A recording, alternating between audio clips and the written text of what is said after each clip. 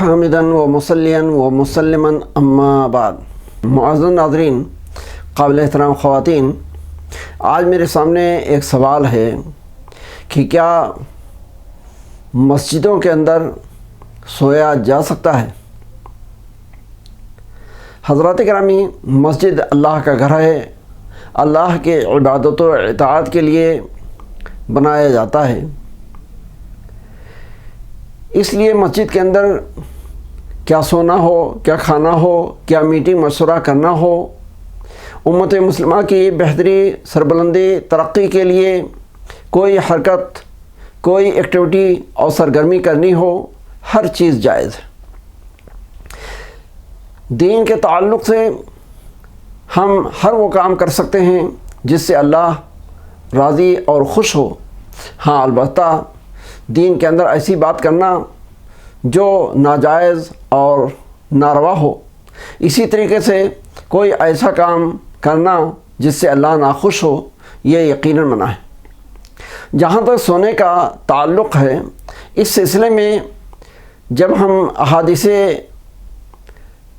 نبی جناب محمد رسول اللہ صلی اللہ علیہ وسلم کی طرف توجہ کرتے ہیں تو ہمیں مسجد کے اندر سونا، کیا مرد کا سونا ہو، کیا عورتوں کا سونا ہو، اس سب کا ثبوت اور پروف ملتا ہے۔ مرد حضرات بھی سو سکتے ہیں اگر کوئی ایسی حاجت اور ضرورت پیش آ گئی ہے۔ اسی طریقے سے ہماری خواتین اگر حجاب اور پردے کا انتظام ہے، کسی فتنے اور فساد کا خوف نہیں ہے، تو وہ بھی مسجد کے اندر سو سکتی ہیں۔ چنانچہ اس سلسلے میں آئیے ہم آپ کے سامنے ایک حدیث پیش کرتے ہیں۔ سب سے پہلی روایت عباد بن تمیم کی ہے۔ وہ اپنے چچا سے روایت کرتے ہیں کہ ان کے چچا نے انہ رأى النبی صلی اللہ علیہ وسلم مستلقیا فی المسجد وعاضعا احدی رجلیہ علی الاخری، کہ عباد بن تمیم کے چچا نے اللہ کے نبی جناب محمد رسول اللہ صلی اللہ علیہ وسلم کو مسجد کے اندر چت یعنی پیٹھ کے بل لیٹے ہوئے دیکھا، اس حال میں کہ آپ اپنا ایک پیر دوسرے پیر پر رکھے ہوئے تھے۔ یہ روایت صحیح بخاری کی ہے، کتاب الطہارہ کے اندر۔ اسی طریقے سے کوئی مرد ہے تو مسجد کے اندر سو سکتا ہے۔ اس سلسلے میں ایک دوسری روایت ہمیں صحیح بخاری ہی کی ملتی ہے، جس کے نریٹا اور راوی سہل بن سعد رضی اللہ تعالیٰ عنہ ہیں۔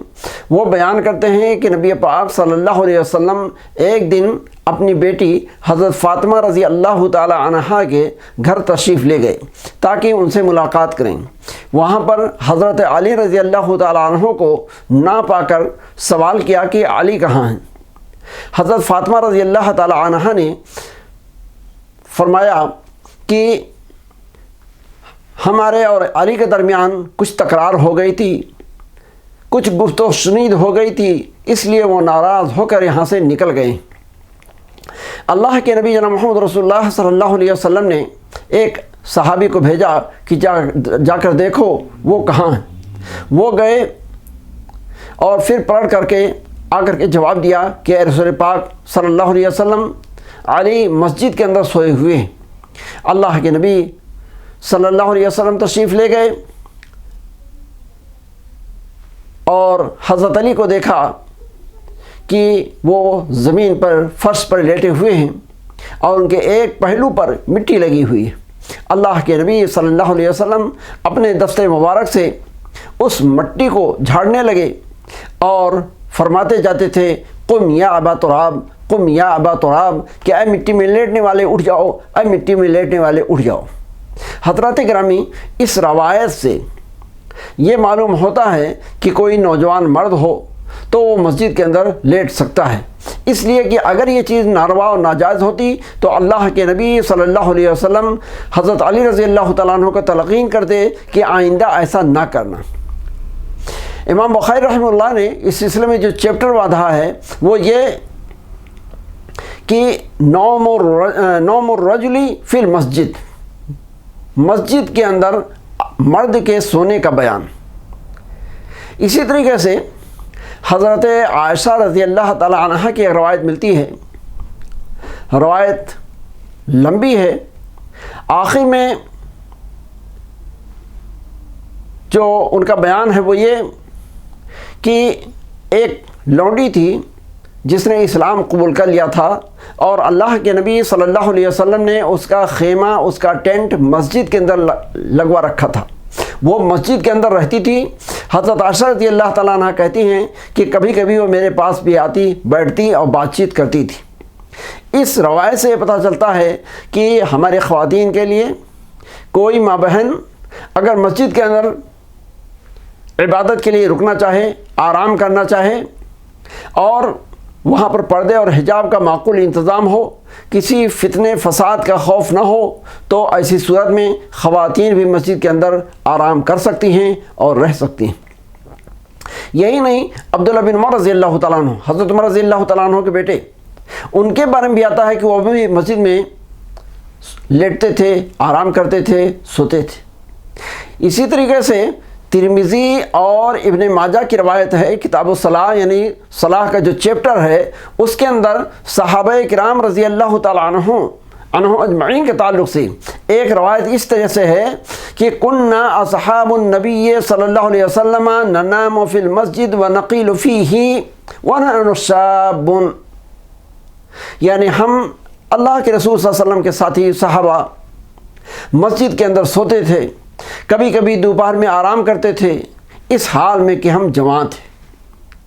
تو بہرحال ان ساری روایتوں کی روشنی میں ہمیں جو بات معلوم ہوتی ہے وہ یہ کہ بوقت ضرورت مسجد کے اندر سویا جا سکتا ہے، آرام کیا جا سکتا ہے، لیٹا جا سکتا ہے، یہ کوئی ناروا اور ناجائز بات نہیں ہے۔